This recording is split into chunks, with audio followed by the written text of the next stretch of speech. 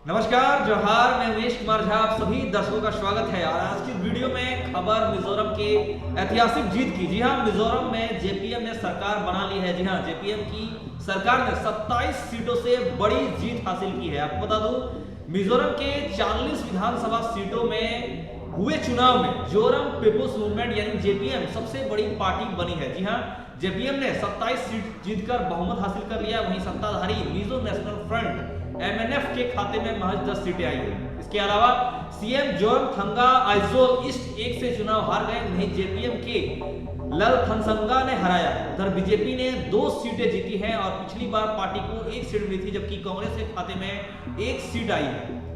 Joram people's movement के नेता ललधोगा ने कहा कि मैं पार्टी की जीत से खुश हूं, खुशियां मनाई जा रही है। और उन्होंने ये भी कहा कि मुझे इसी तरह के नतीजों की उम्मीद थी और अगले 2 दिनों के अंदर मैं राज्यपाल में मिलूंगा। शपथ ग्रहण इसी महीने होगा। आपको बता दूं कि आईपीएस अधिकारी रहे लालधोमा पूर्व पीएम इंदिरा गांधी की सिक्योरिटी संभाल चुके हैं और उनकी पार्टी ने दूसरी बार विधानसभा चुनाव लड़ा है। और इसके पहले 2018 में जेपीएम को 8 सीटें मिली थी, यानी कि जेपीएम को वोट 15% बढ़ा है। जी हां, वहीं जेपीएम का वोट 15% बढ़ा है। दूसरी ओर कांग्रेस का वोट 9% घटा है। 2023 और 2028 के चुनाव का तुलनात्मक अध्ययन करें तो 2018-23 के दौरान एमएनएफ को -2.6% वोट हुई, जहां 35.10% थी, वहां 3.7% है। वहीं कांग्रेस को 20.75% से 29.98%, यानी कि 2023 और 2018 की मैं बात कर रहा हूं। एमएनएफ को जहां 2018 में 37.7% वोट मिली थी, वहीं 2023 में 35.10% वोट मिली है, यानी कि -2.6% वोट परसेंटेज में कमी आई है। वहीं कांग्रेस को जहां 2018 के चुनाव में 29.88% वोट मिली थी, 29.98% लगभग, उनकी वोट में 2023 में -9.23 डिग्री का गिरावट आया है। जी हां, 2023 में उन्हें महज 20.75% वोट मिला है। वहीं जेपीएम के वोट में काफी इजाफा देखने को मिला है, जहां 2018 के चुनाव में जेपीएम को 22.9% वोट मिली थी, वहीं 2023 के चुनाव में 37.94% वोट मिली, यानी कि 15.4% वोट का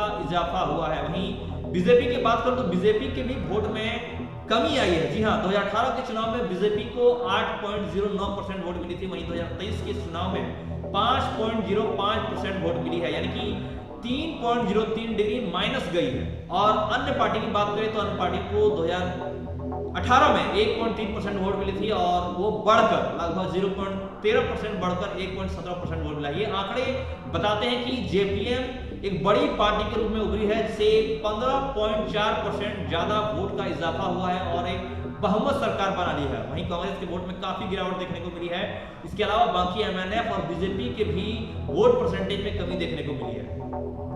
आपको जोरम पीपुल्स मूवमेंट पार्टी शुरुआत में 6 क्षेत्रीय दलों का गठबंधन था, जिसमें Mizoram people's conference, Zoram national party, Zoram exodus movement, Zoram decentralisation front, Zoram reformation front और मिजोरम पीपुल्स पार्टी शामिल थी। उसके बाद 2018 में जेपीएम ने इसी गठबंधन के साथ चुनाव लड़ा था और 8 सीटें जीती थी।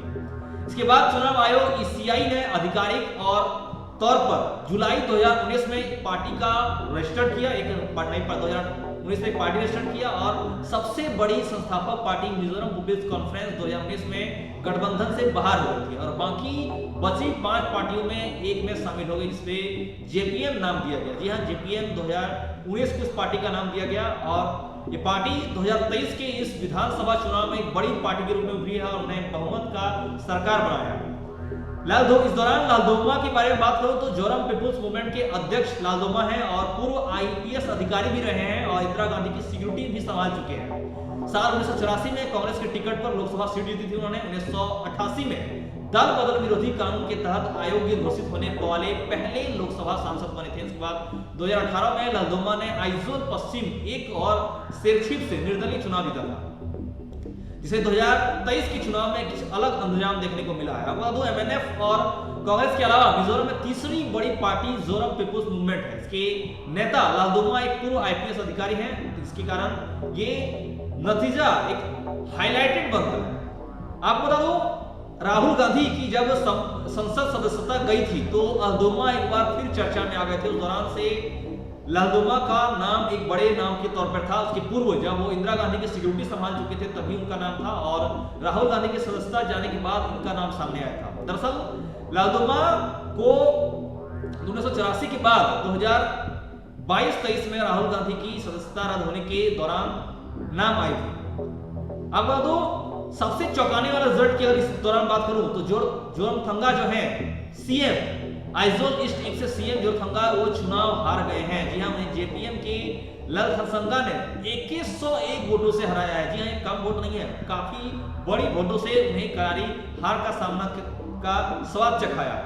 आपको बता दूं इस दौरान हाई प्रोफाइल सीटों पर जीत मिली है। जी हां, आइजोल ईस्ट 1 से मुख्यमंत्री जोरमथंगा चुनाव हार गए हैं और जेपीएम की ललथनसंगा ने हराया है। वहीं आइजोल वेस्ट 3 से प्रदेश कांग्रेस अध्यक्ष लाल सावता चुनाव हारे हैं, जिसे बीएल जैनथाजामा जीते हैं। वहीं तुइचल में डिप्टी सीएम तानलोइया चुनाव हार गए हैं और जेपीएम के चुनामा जीते हैं। जी हां, ये 3 बड़े हाई प्रोफाइल नाम हैं जो इस दौरान जेपीएम के नेता द्वारा करारी हार का सामना कर पड़ा। यानी जेपीएम जहां जीती है और इन लोग बड़े बड़े हाई प्रोफाइल, एक कांग्रेस प्रदेश अध्यक्ष हैं, एक मुख्यमंत्री रह चुके हैं और एक डिप्टी सीएम, ये तीनों को हार का सामना करना पड़ा। जी हाँ, इस दौरान हम कह सकते हैं कि सबसे बड़ी और सबसे छोटी जीत की अगर हम तुलनात्मक करें तो आइजोल नॉर्थ 2 से जेपीएम के वनलाल खलाल ने 6507 यानी 6507 यानी कि सबसे बड़ी जीत से वोट हासिल की है। वहीं एमएनएफ के लाल डाउलियाना ने 13 वोट से सबसे कम